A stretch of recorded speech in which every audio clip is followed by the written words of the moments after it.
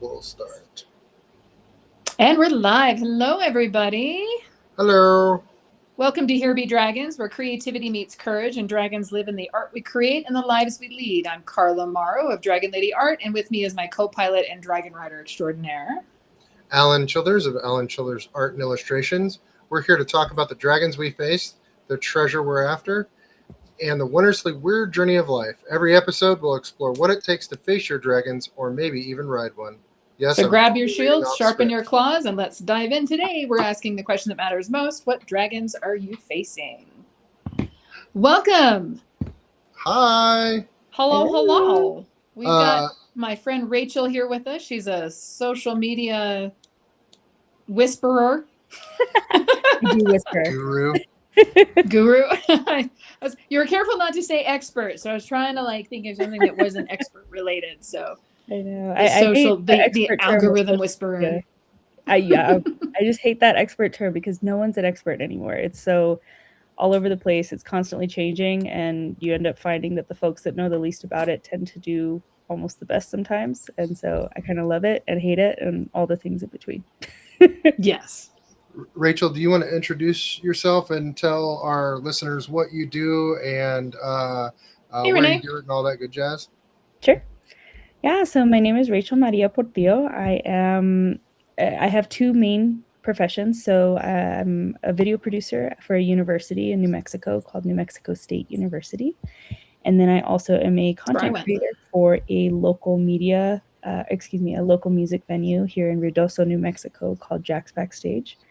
And then here and there, I take clients for content production, primarily video, but I'll also advise. And as I was telling Carla, like being a young person on a team for the last decade, you tend to be assigned social media, and so having seen it and gotten to work with it from organizational views to individual clients to my own personal, you learn a lot on the fly and you learn a lot by doing. So that's where I consider my experience to come from, is just being in the mud with it for pretty much 10 years.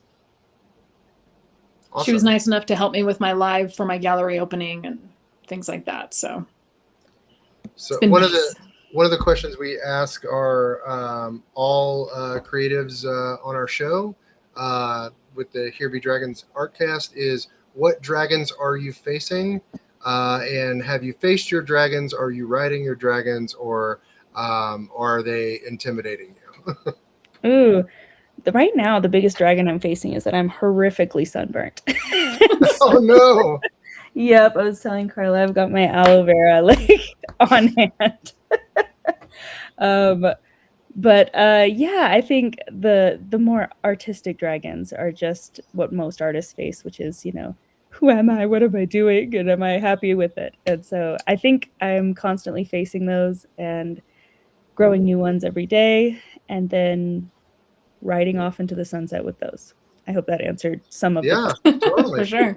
Yeah, I think She's I think we all definitely face that kind of those kind of dragons. existential dragons. Yes. They're pretty big. Actually, you're leaning towards working towards like documentaries and stuff, right? Yeah, and I think that comes from figuring out what I really want to do.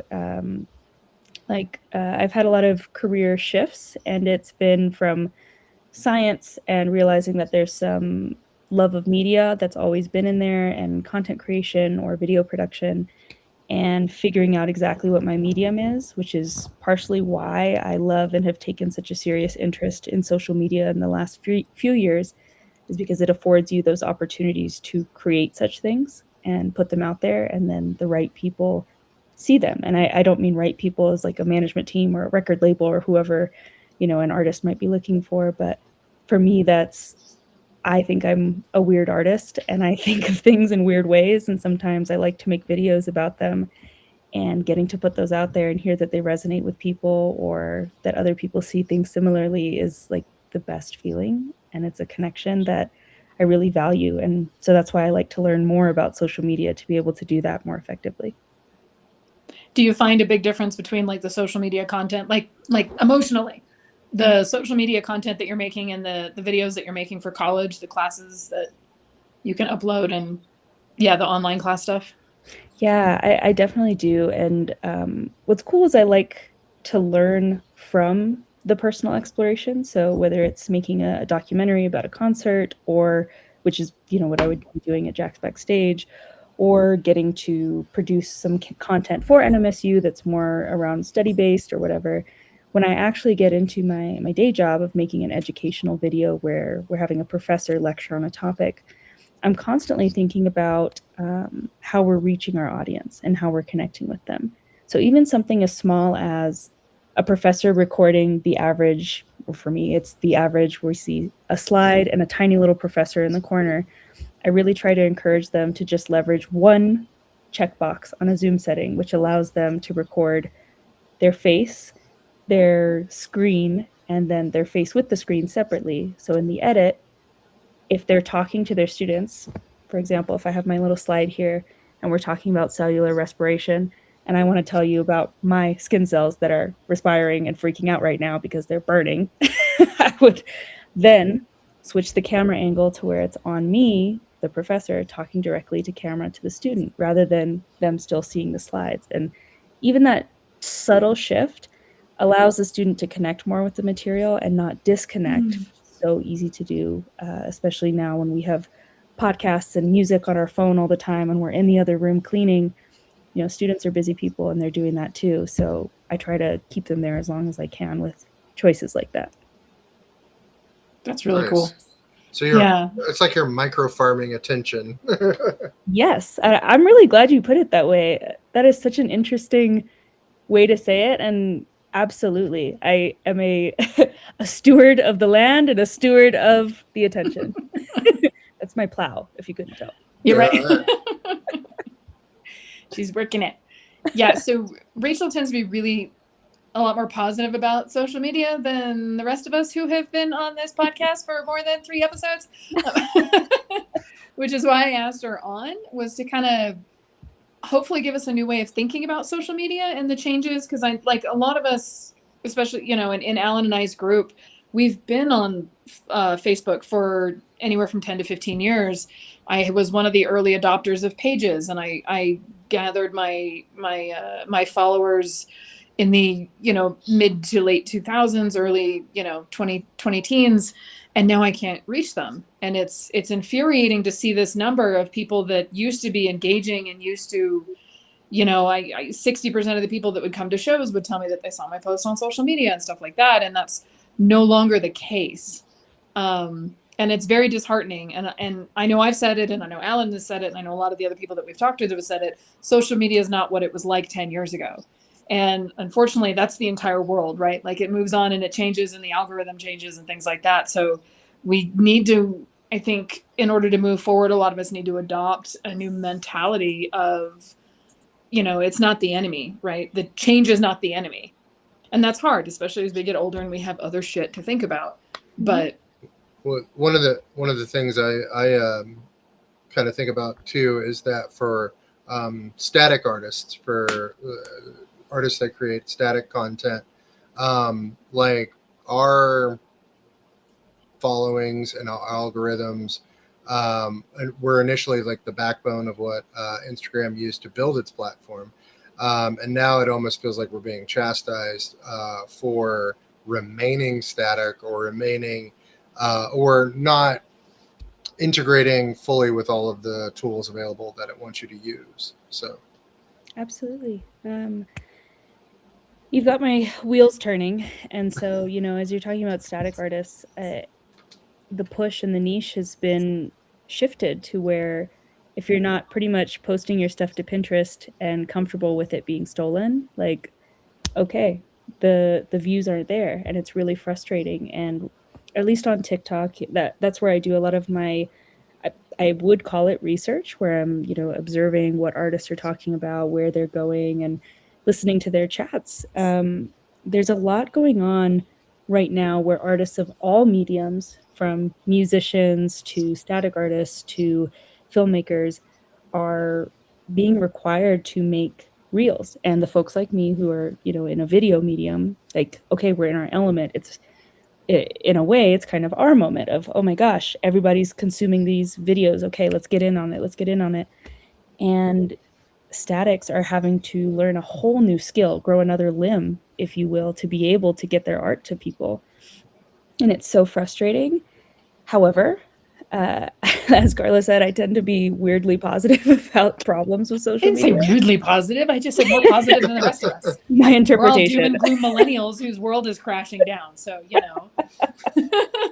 I think there are tools that make it easier than, and I'm not. We might be weirdly oppositional. So That's good. That's good. It comes with the find ADHD. myself on the side of how can we fix it? How can we make it better? And I think that's maybe too optimistic, but I do think for static artists, and at least as I explore more tools that are being offered, there's a lot of free ways to low effort get in on that wave right now. And the wave will change, right? Like we were saying, the only thing constant is change. And absolutely, this video media may change and it may go to GIFs or GIFs or 8-bit art. Like, who knows? But I do have faith in the human spirit and the human artist, in that I'm excited to see what the next change is and see how I can start doing the artistic gymnastics of getting my medium still shown in 10 years or 20 years. And yeah, I don't know. I just rambled a lot about change and No, that's good. art, but hopefully that got us somewhere. Where are we going next, Dragons? So what are some of the suggestions that you would have for artists, like static artists or, you know, painters or sculptors or whatever? I mean, sculptors I know could do like a 360 video or whatever, but especially for painters, like what would some of your suggestions be for Alan and I to get in on that ground floor with something that's minimum, right? Because a lot of us have either day jobs and we're artists, or we're doing art full time and we don't. And that's the part of it too, is a lot of us just don't have the time to sit down and edit. I mean, I haven't done reels because the thought of sitting down and editing videos is so soul crushing for me that I just don't even want to start. no, and Substack makes us reel cuts for us, and I still can't post them, Alan. I still have not posted 3 episodes behind. But he was hassling me about episodes. No, I'm just kidding. Content on our social media, even though we have. And how are they making those reel cuts? They randomly pull through. Mm-hmm. So it's like, we've edited some reels for you. Now I can go through and I can like highlight the text that I want to clip a reel from. Yeah. But again, that's more time that I'm going through, you know, and some of our guests, we've talked like an hour and a half, almost 2 hours. So now I'm like filtering through 2 hours of text of trying to clip. And I haven't been able to I don't know, the computer doesn't like it, or it doesn't stick to highlights. What's that? It likes Carla more than me too. Well, yeah, that's been kind of funny. Apparently I have better shit to say. Thanks. I'm kidding. Kind of. No, I'm kidding. But so, yeah, you can yell at me later, Alan. But yeah, what are some of the ground floor easy baby step?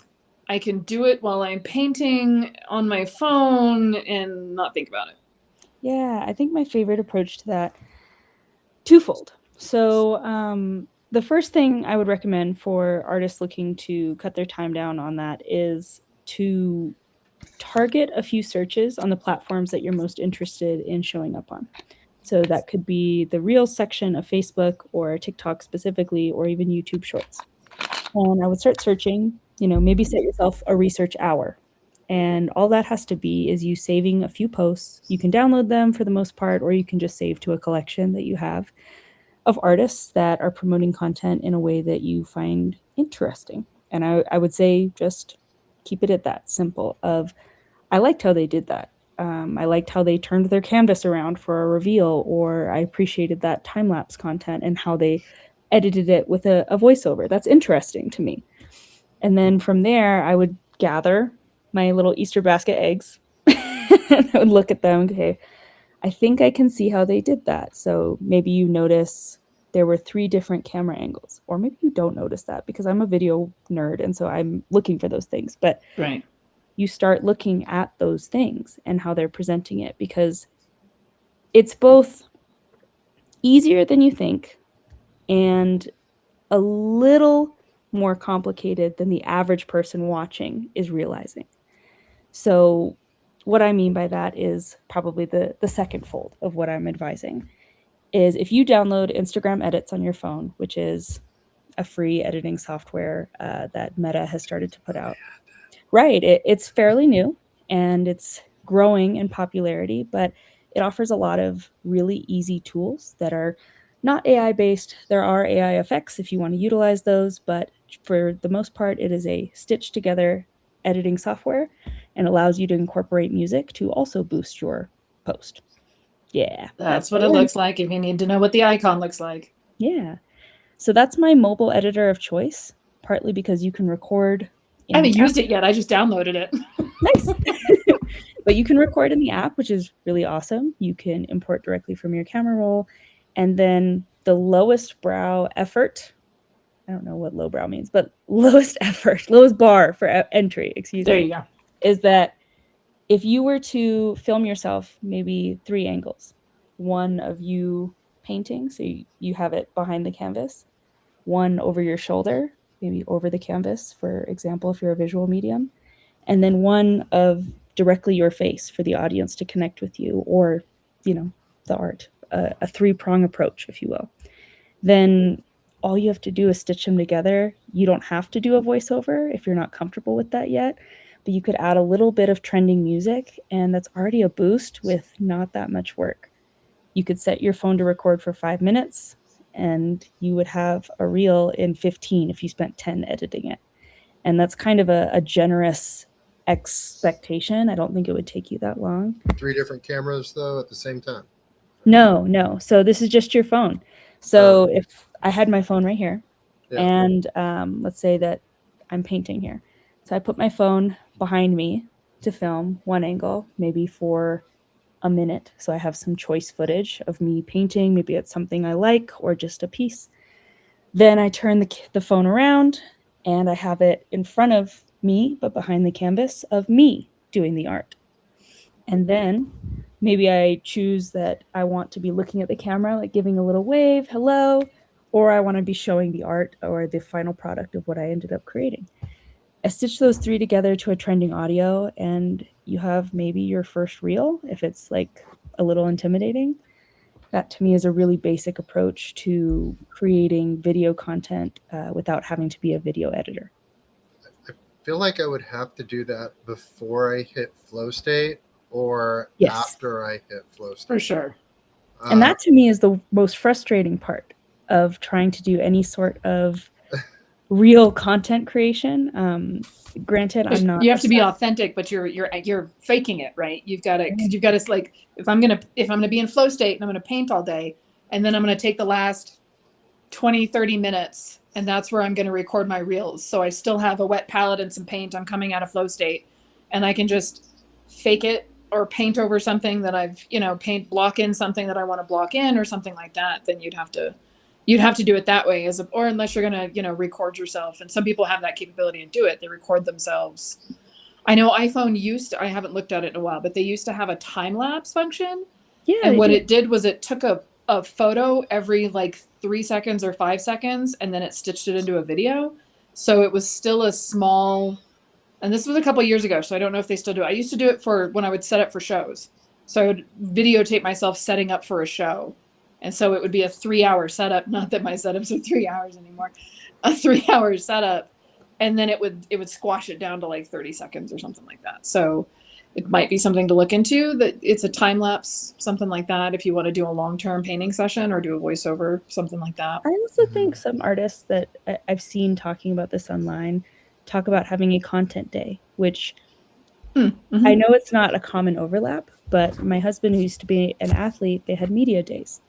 And do you think an athlete wants to be thinking about how they're going to be posing? Like, maybe some do, but as they're really focused on their influencer athletes do flow state, they're not really, for the most part, wanting to be thinking about, okay, am I going to get the perfect face when I make this goal, or how does my uniform look? Like I said, some may, but for the most part, they have a media day where they get the interview questions in, they get the content, they get the photos. And artists, I think, can think of themselves as athletes in the same way, where maybe I have a media day, or if I know that I have a big painting or a big game coming up, okay, I have a time for media, and then I have a time for I'm in the zone. And it's hard to create that barrier, especially if you are multi-passionate. Maybe you actually are really into your video, and then it takes over a little bit of your mental space. But I find that compartmentalization ends up being pretty healthy because you're not so focused on it. You get more organic content or more authentic content because you're not as focused on it, and you get it out there. And that's what I think the goal is of this making content is, what did you say the other day, Carla? Like 10,000 hours of bad stuff, or like get the first 10,000 out of the way or something. Oh yeah, get the first 10,000 sketches out of the way. So, yeah, you just got to shut up and do it, because that's the only way you're ever going to get anywhere. It's just, and if you might as well just do first it. 10,000 reels. No joke. Because if you look back on when most of the prominent content creators today, the ones that blew up around the pandemic, if you look back at their stuff from what they were posting at that time, it is low quality, it is lowbrow, it is not anything anywhere near what they're posting today. And if they do overlap in content, even for a nostalgia watch, it's not the same quality, it's not the same format. And I think that should be an example to budding content creators, and that includes all artists that are just trying to get their stuff seen, is don't be afraid to be bad at it in the beginning. As artists, that. But we seem to be a little afraid of it. What are you trying to say, Alan? Nothing. I'm not bad at anything. I don't know what your problem is. He's looking at me funny. No, well, and I think that's something to keep in mind is I mean, no matter what skill you're going into, is be bad at it, right? Like, be okay being bad at it. And I think that's something that I know I've struggled with is, I've lost days into looking at cameras or lighting on the cheap, or, how the hell are we going to do this? Because it seems like the things that we see more of are the high processed, clean, well finished reels or things like that. But if your focus is on the art and not on reels, then you're just going to have to be okay with, maybe lesser quality, or at first, in the beginning. Because yeah. Even as someone who is focused on the quality, on the reel, on making video content, my stuff from a few years ago, I look at and I cringe because I'm like, this is so bad. And I knew what I was looking at. I would be looking at a video that was high quality, like, okay, I'm going to do that. It's interesting to me. And it just didn't come out the same way. And that's okay. Now, in comparison, I know the frame rate. I know all the quality settings that I need to do. I know how to position the lighting. I know when I need to retake. Those things only come from experience. And when it comes to this social media content, you even build authenticity from having those bad things, because people scroll and they keep watching. They're like, oh, this is when they were a person, not an influencer. And I like seeing that in my clients, is having that diversity and that evolution. That's what we like as humans, is to see growth and progress. And sometimes when we're thinking about social media, we forget that for the most part, we're trying to reach other humans, Do you think a organic or an authentic platform or feed is better than, say, a curated feed? Like, I know there's some artists who curate their feeds to almost be like small galleries, especially with static artists. But I mean, I remember when I first started out, like, I would post just my daily life, and like, this is the life of an artist, right? I treated it like a journal.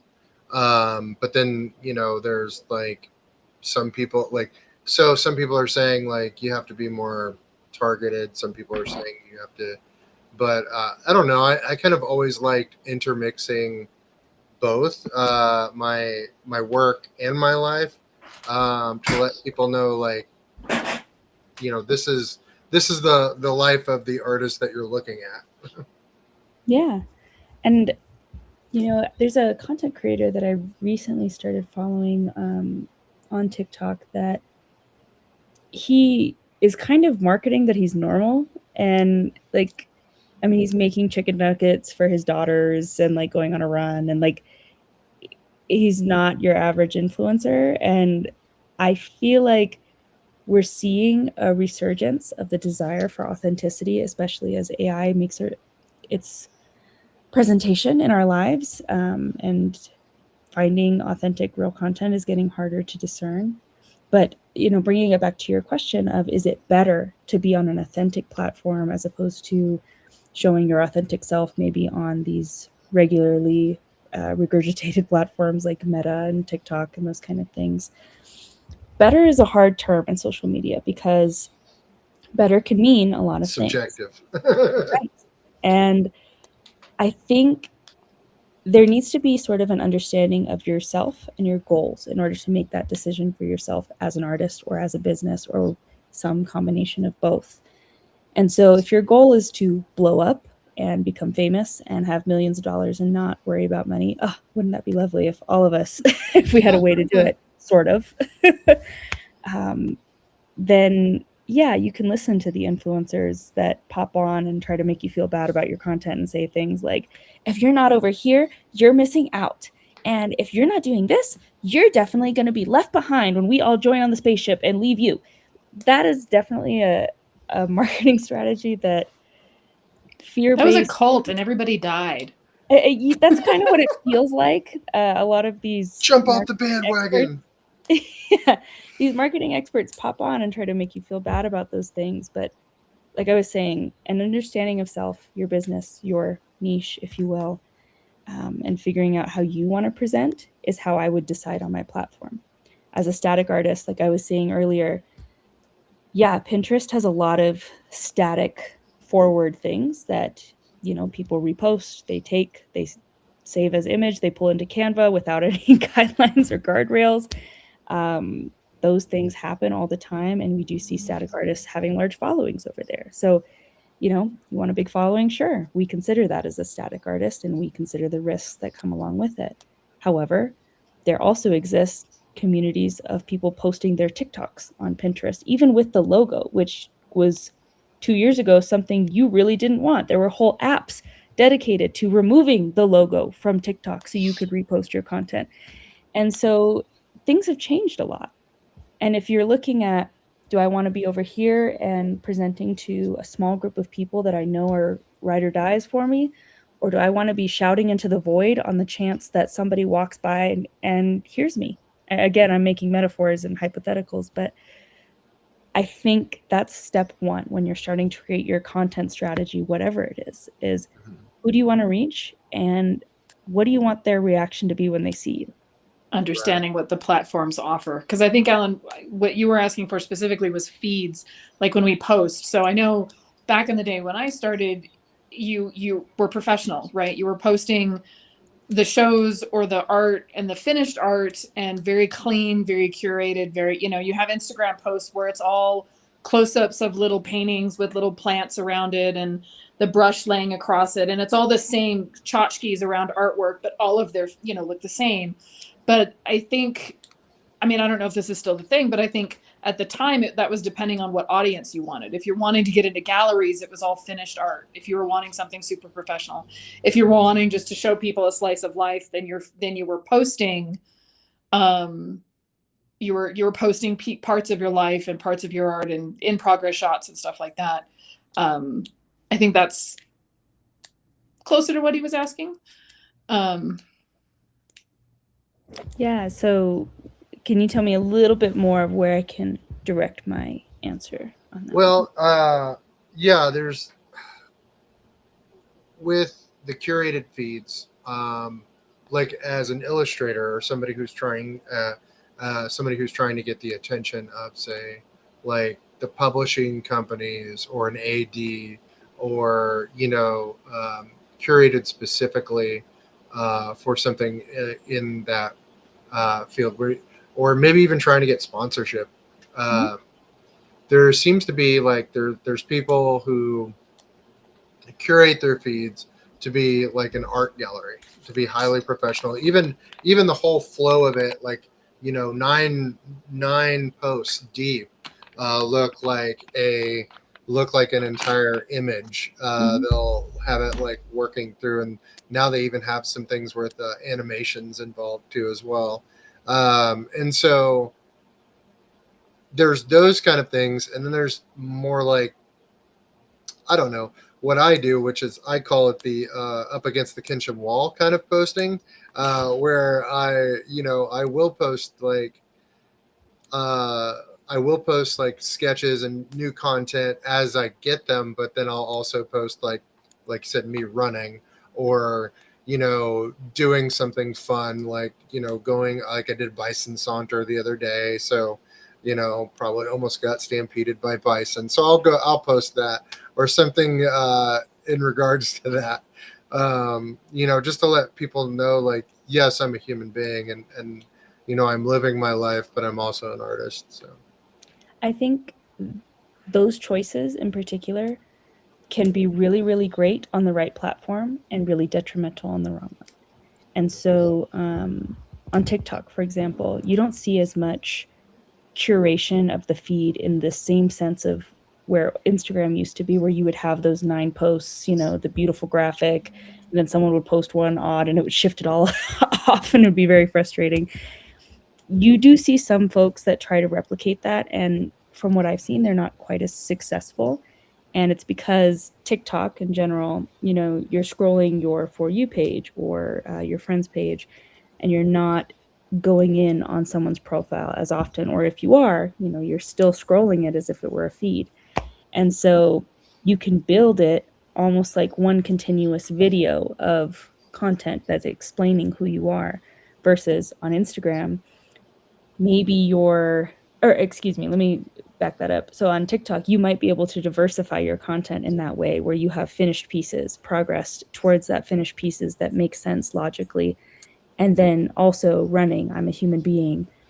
This is what I ate today. And people literally would eat that up. And that's just them getting to know you. They're understanding you. They're cycling through your feed.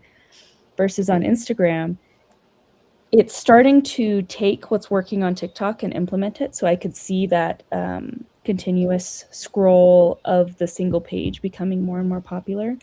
But you do see that sub-niche specificity, that sounds so lame, but truly, sub-niche specificity starts to differentiate on when people are seeing your content, because you post something out of that. And on Instagram, it's kind of like, wait, what? Why are we seeing cooking content? Aren't you like a painter? Yeah, it's like confused. hyper specialized. Like Instagram seems hyper specialized. And that's where TikTok was 2-3 years ago, which is interesting, because with Meta products, we're starting to see them pull from successful social medias.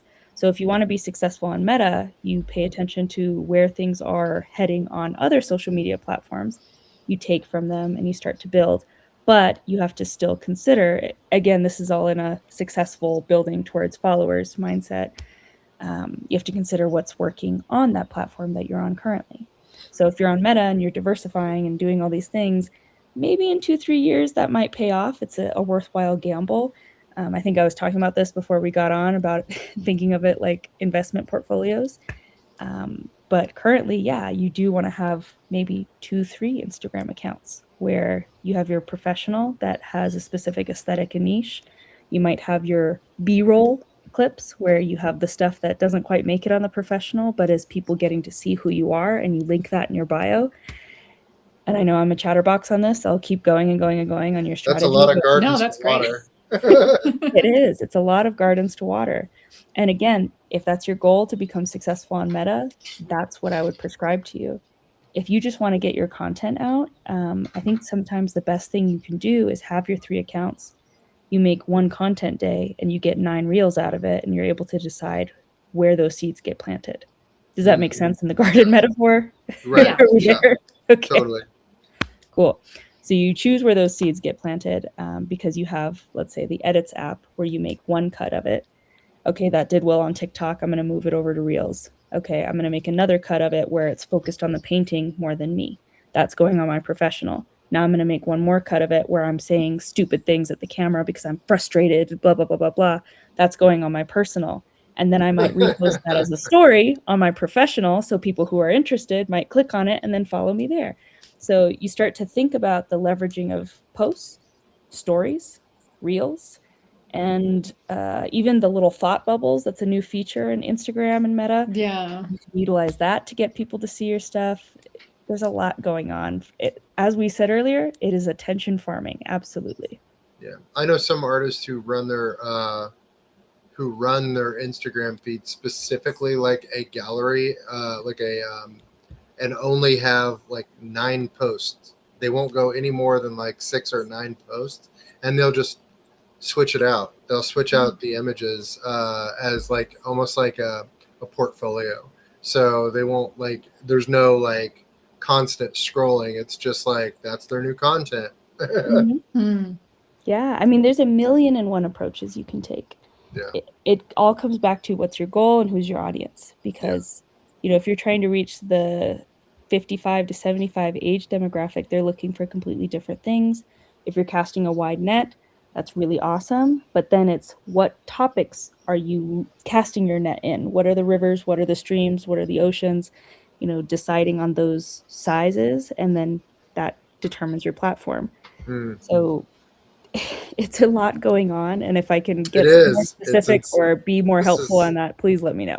I mean, you could give a whole class on this. And as someone, Carla, I was going to say earlier when you were talking about being on social media 10, 15 years ago, so was I, but I was not supposed to be. I mean, being 9 years old with your cousin making you on MySpace, you start to see the evolution. And then I even went through the era of having to tell Facebook to change my age because I was finally 13. It's horrifically embarrassing, but more and more people are having those experiences where they grow up on the internet, they're seeing how it's changing, and now they're in charge of what's cool on the internet, and it's very confusing. That's a lot of pressure. It is, and you're also dealing with the capitalism side of it, so you've got graphs going like this, and social media is a crazy landscape, but I'm still very excited to see where that dragon flies off to, because I have hope for it. Which is why I had you on, because like I said, we've all been quite doom and gloom, and I've been ready to walk away from my Facebook page numerous times. And you're saying understanding who's on what platforms, I think, is huge too. Yeah. Because I've considered leaving Facebook a few times, and then when I look, the majority of my audience is still on Facebook. They're usually in that 40 to 60 range now. They're a little older. I'm not getting. I mean, that's kind of shifting now, especially with AI, and I'm in the group of artists that's not using AI, and Gen Z is very nostalgia for pre-AI stuff. Wow, I'm making a comeback on the nostalgia train. But Facebook is still where the bulk of my audience is, and the Blue Sky is great and Canva was great, but you have nothing but really other artists on Canva. And even Blue Sky is mostly creatives. It's not the general public are not on AI, and the general public is going to have a hard time switching platforms, right? They're not going to want to make those changes. They're already in the Facebook ecosystem. And that's part of it too, is making sure the customers that you want to follow are in the ecosystem that you want to be in. I just ran my Kickstarter, and I got a little bit of flack for running a Kickstarter because Kickstarter allows AI content and stuff like that. But the majority of people who purchase my products already are in that 40 to 50 to 60 range, and they understand Kickstarter. Having to educate an entire group of people just because they want to buy my book, you're gonna start losing people, right? The more work somebody has to do, the more likely you are to lose them. So figuring out what ecosystem your customers, consumers, followers, whatever are in, and working with that ecosystem, I think is really important. But please correct me if I'm wrong. No, and then also accepting that you're not going to catch everybody.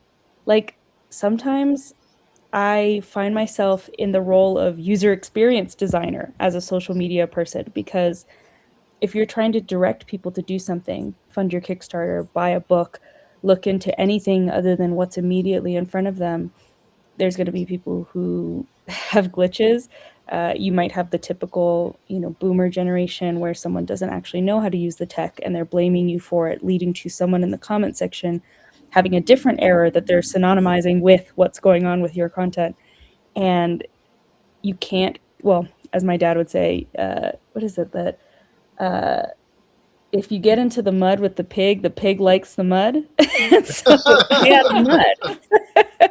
So that is so good in today's comment Right? section era. yeah, and so you just want to stay out of it because with the social media, if it's your Such business, good your likeness, advice. yes, for anything, honestly. But if it's you, your content, it's a piece of your heart. And so when people start not understanding it or it's not resonating or they're having trouble navigating it, you will step into so many roles trying to fix it. And sometimes you just lose them. And Yeah. that's okay. And I try to encourage folks like, Those are not you your could be customers. doing, yes, you could be doing everything right. I And think we it's still not working and it's okay. I Keep think going. in as far as Meta, as far as Facebook is concerned, we also have to recognize when a social media company has like invested their attention in a different aspect of their platform that works better. Like pages, the enshittification of pages, we curse on this podcast, by the way, has been happening for a while now. And I kind of feel like groups have been the last 10 years the stronger way to reach people and to build community and to build visibility in Facebook proper. Yes.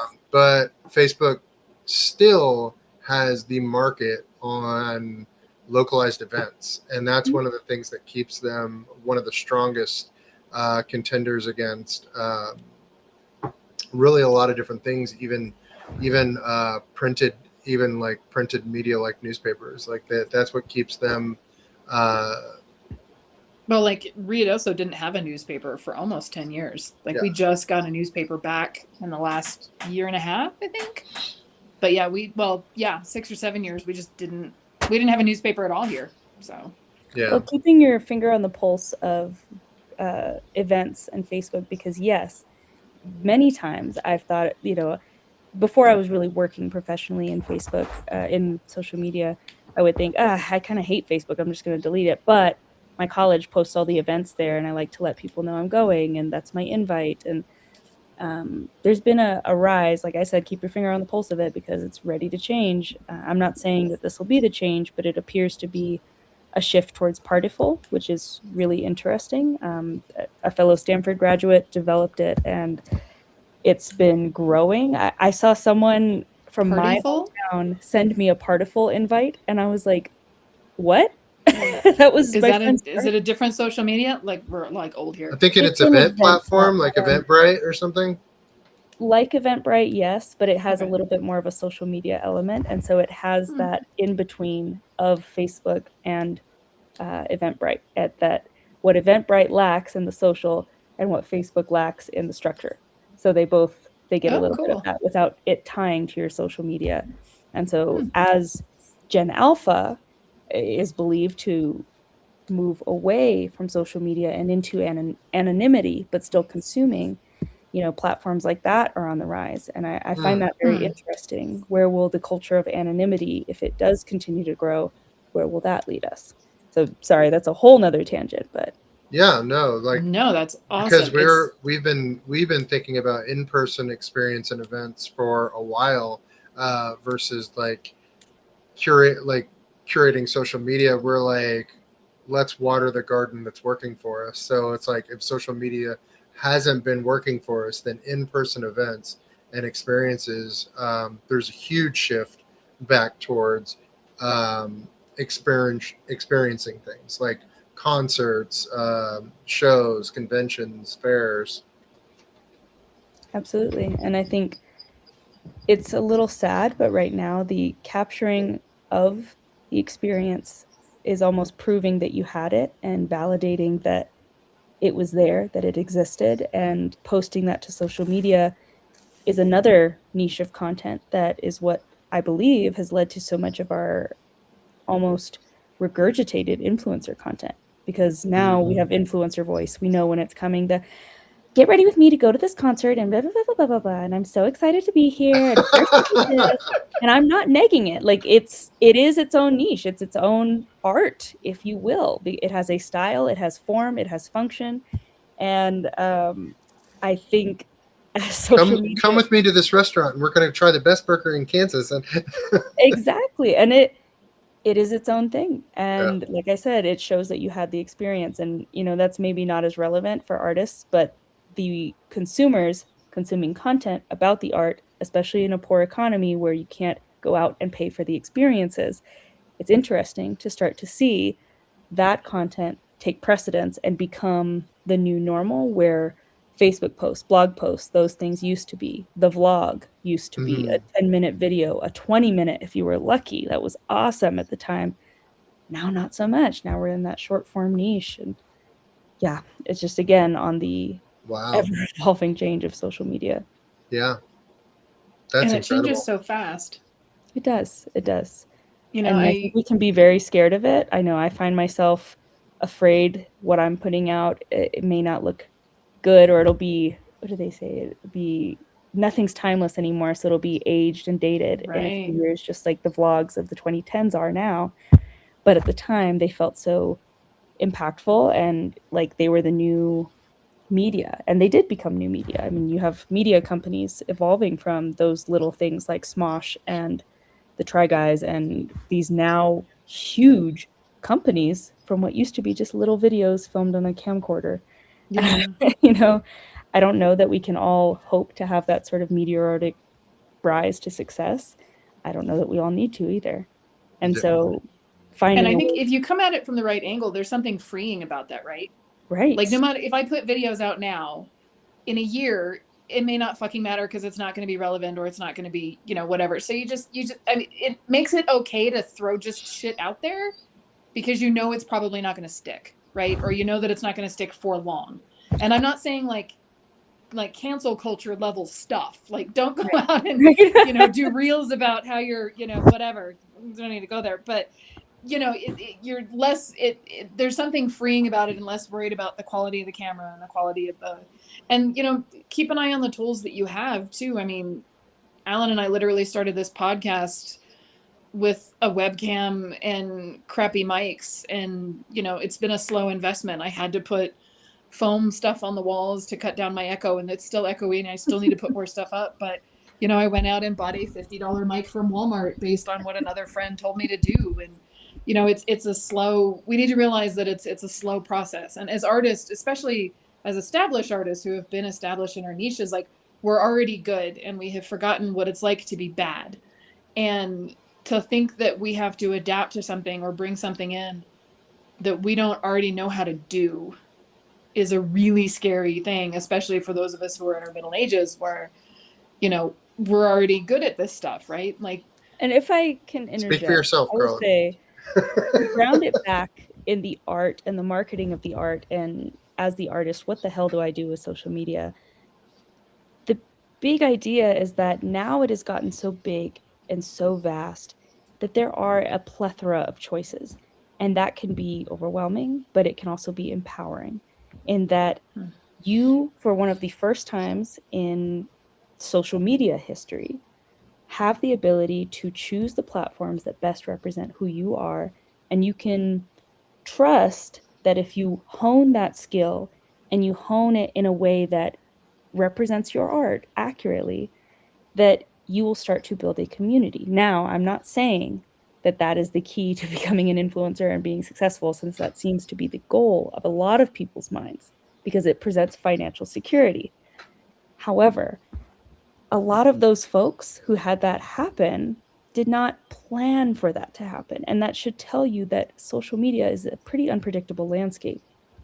Now, if you have a business and you're in the 10 to 20,000 follower range and you're trying to learn how to be better, I would encourage you to do some research on social media strategies specific to your platform. And if you're in the smaller creatordom, then you need to research what you like on the platform, what things are doing well, and compare that to what you like. Because what you like might be what's doing well in a few months. What is doing well may not be doing well in a few months. And again, it comes back to, I know that's scary, but figure out who you are before you start, just mass posting, trying to do exactly what this one influencer told you would make you blow up on Blue Sky or whatever. You could figure it out, take a breath, do some research, and treat it like a real medium. Because I think we forget it's social media, it's whatever. Well, if you want it to pay off for you, invest a little bit of time in getting to know it. Take it out on a date, if you will. Start looking into what you like about it and what you don't like about it. And I promise that that'll get you at least one step closer in the right direction. And then start worrying about how I can optimize, or all the buzzwords that they throw out at you, trying to get you to buy their program or whatever. Step by step, get to know it, and then you'll start to build your niche and your content and your community. I know we research talked. and experiment first? Who the fuck does that? I don't know. I know we talked about this off camera before we started, but how do you feel about artists that recycle their content or recycle their reels in regards to trying to get more people on the platform to see it through hashtag usage or whatnot? As someone who aspired to be a filmmaker, I will say I used to hate it. I used to be very upset anytime I thought about reusing or repurposing content. And it took a few times for me, scrolling through and seeing other people talking about, don't be afraid to recut and repost. And I think that is such good advice because, like I said, just as social media changes so quickly, if you are consistent with promoting who you are, your art, or your business, you're going to get better at it. And something that you made 6 months ago that was maybe good stock with bad wrapping, I think you could probably make a little bit better. I also think you could just repost it as is, and maybe it catches fire. Maybe the wind takes it a little further than it did last time, like a kite. And you just don't know. So looking back on the things that you found interesting in your own content, if I'm you, Alan, and I'm going back and I'm looking at maybe a static post that I made that I was like, that didn't get the likes I thought it should. Mm-hmm. I'm pretty sure this was good and I really like it. I'm just going to repost it and let's just see what happens. Most of the time, if I see someone reposting something as a consistent media consumer, kind of like, oh, weird, moving on. I like it and move on. So if you're afraid of the embarrassment, if anyone is, Yeah. let that part go because social media moves so fast. Probably people won't remember it. And if they do, it's gone in an instant. And Yeah, so if you believe in the art, keep it going and repost it. Yeah, that so was is it oh, go ahead, Alan. That was my thought too, because if people scroll so quickly, the amount of people that can actually see what you're posting is probably only a fraction of your reach. And is it better to this is kind of, we're getting into technical questions here, but sure. Is it better to go to the original source image that's on Instagram and repost it that way, or is it better to pull the same file off your folder? Is that something that the algorithm even pays attention to, or? I would almost say it's better to make a new post with the same content. Okay. Reposts only go so far, and in my experience, they're really great for getting your local events seen, those kind of things. You post a repost and it shows up, that's when you're doing person to person media, in my opinion, as opposed to entity to person, where you're trying to get someone to see something or interact or care about the art or something. I would take my source image or source video and then look at it, maybe make a tweak or two if I felt like I could have a better caption or a better adjustment on the color or whatever it ended up being, and just repost it there. And I would carry no shame with that. Right. Yeah. That and using the same clip. So you take a clip, say it's a 30-second clip or whatever, and you do a voiceover. Mm-hmm. Doing multiple voiceovers over the same clip. Yeah. That's all kosher. I would believe that's kosher, especially if you're a small account. I mean, I don't know that a large account is coming to me for social media advice at this time. And so someone with 1 million followers might do that and people will be like, that was weird. But these small accounts where you're trying to get people to see your stuff, absolutely, because Yeah. it catches wind one day, the weather changes, right? I think it's fine, especially with a little refresh or a little tweak only makes it better. Yeah. I was watching a video, and it was an anti social media video. Well, it wasn't. Yeah, it was the guy got off social media. But one of the things he was talking about is the long-term effects that we're finding with social media is the social media dementia, where you just don't remember. You're scrolling and looking at so many things that you don't remember what you looked at 5 minutes ago, let alone 5 days ago, right? Totally. That's why I like the saved feature. Yeah, right. Yeah, I've got a few of those. So yeah, and that's something that I've tried to keep in mind too, is that unless they're following and incredibly active on my social medias, they're not going to see the same images, even if I'm posting the same painting once a week. And then on top of that, if they do, they go, "Oh, I love that painting. I'm so glad you shared it again." So that's something that I have experienced. But that, yeah, I thought the social media dementia was interesting, that we're having a hard time as a species remembering things because we're so chronically online and just feeding all the time, constantly. So nothing is sticking. And I think that that's where we need to, instead of pretending like that's not the reality, because it is, and the folks who profit off of social media, I'm sure they want to just pretend like, oh, it's great, have a great time, spend 8 hours on your phone. Right. I think that we can acknowledge the beast and still find enjoyment and community on it, and that's where my perspective on it is. I don't think you'll hear from me the strategy advice that ESPN is probably working on to get their account seen by 16-year-olds. Like, for me, it's, as the artist, understanding yourself and figuring out, how do we leverage this thing to represent us well and not plague the world with some more stressful things or content that we know is not accurate. How can we be good stewards of our followers' attention, so to speak? Yeah, ESPN's like, we need Mr. Beast eating a hot dog in front of a basketball court. And hey, I make some weird content over at Doc Backstage, and I have a great You time. have. Okay? You very much have. But I do believe that what we're doing is fun and good-hearted and kind, and I think that Well, it there's fits a lot the of brand, right? It fits Right, the right. owners, and it fits the brand, and it fits. You guys are trying to push as a fun venue and a fun place to, hang out, that's open and accessible for anybody, and exactly. not like the two other bars in town that are a little more on the conservative side.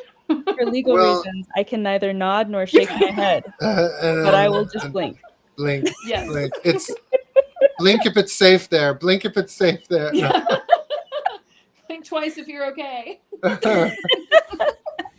Well, and you're providing an experience too. I think like when you're promoting something where I also run on Facebook. I run an arts community group where in my region, a regional arts community group, and I try to do experiential things. Like, people are hungry for that. People are hungry to do in-person, low stakes in-person things, like go out to karaoke or go to a sketch jam or drink and draw or something that is like community building. I think that is really people are hungry for that, and I see that's a lot of what social media is being utilized for. People are getting in and getting out, and then getting what they need, oh, I'm going there, goodbye. Yeah. I think that the event space of it and the community building is where I hang my hat on social media. That I believe that if you are not using the classic clickbait, I mean, I don't want to neg things, because they are strategies that you can leverage appropriately and leverage kindly. But I think overall, if we remember that social part of social media, then we can start to kind of bring it back to where it was in the good old days, but with a new coat on, so to speak.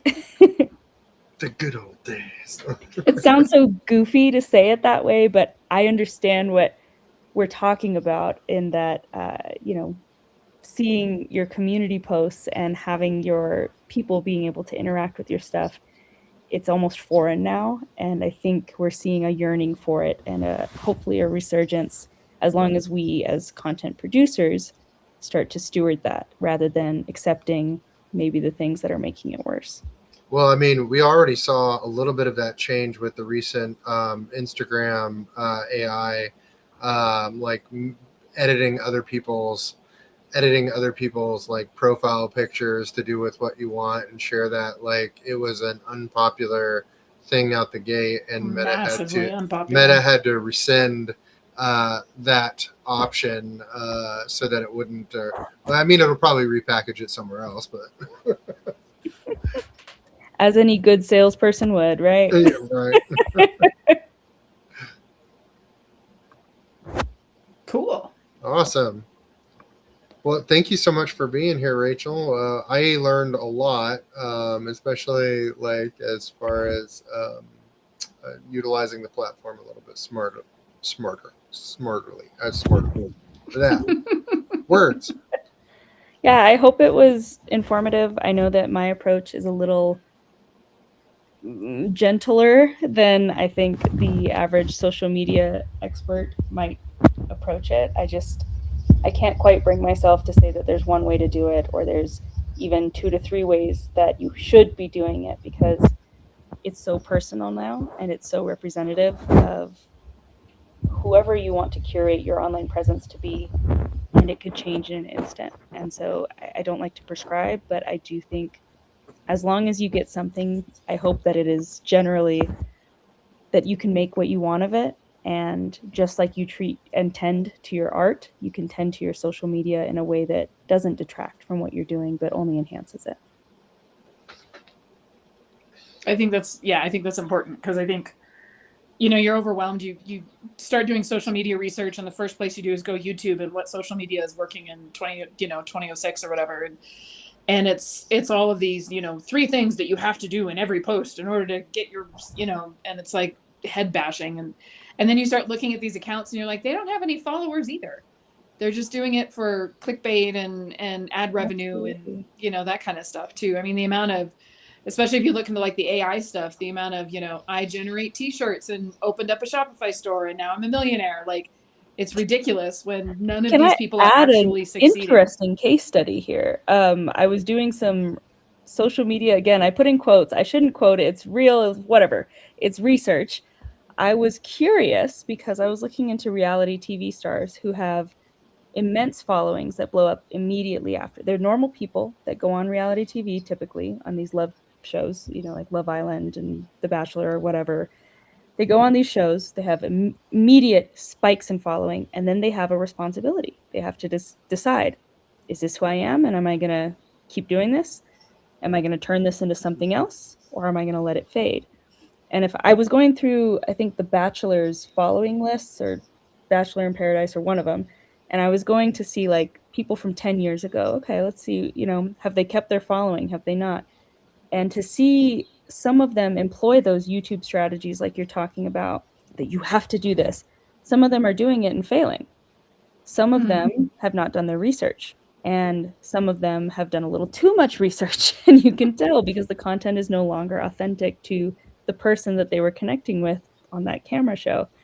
So I guess it just made me think of that, because it is such an unpredictable thing. And if you look at those reality stars who got the mega following that, maybe we're striving towards as we're creating our profiles, what did they do with it? It's not guarantee.